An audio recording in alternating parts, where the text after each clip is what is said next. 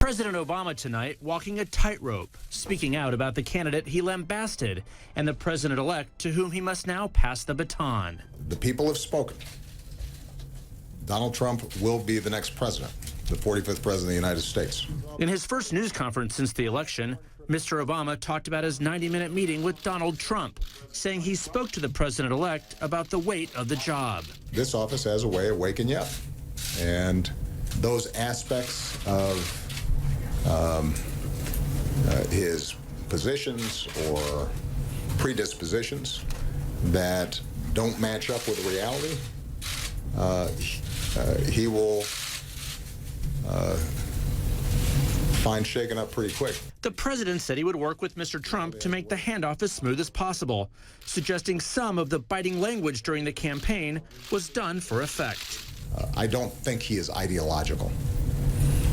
I think ultimately he's pragmatic in that way. But the president was candid about some of the weaknesses he sees in Trump, including his temperament. I think what will happen with the president-elect is there are going to be certain elements of his temperament that will not serve him well unless he recognizes them and corrects them.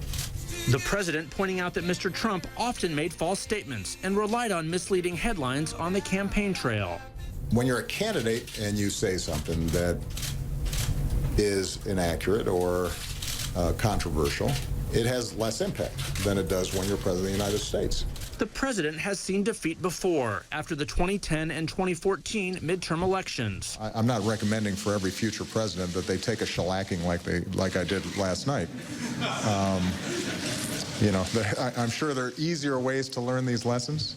But no laughter today, as the cornerstones of his legacy, from Obamacare to climate change policy, are at risk in a Trump administration.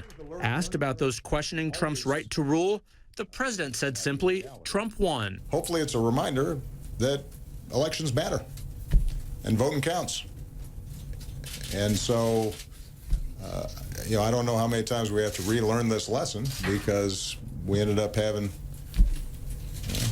43% of the country not voting who were eligible to vote, but it makes a difference. A week after Election Day, the condemnations toward Donald Trump have turned into a far more measured assessment by President Obama. As he heads out on the final foreign trip of his presidency, he wants to urge foreign leaders, too, to have an open mind about the man who will become the 45th president of the United States. Jeff Zeleny, CNN, New York.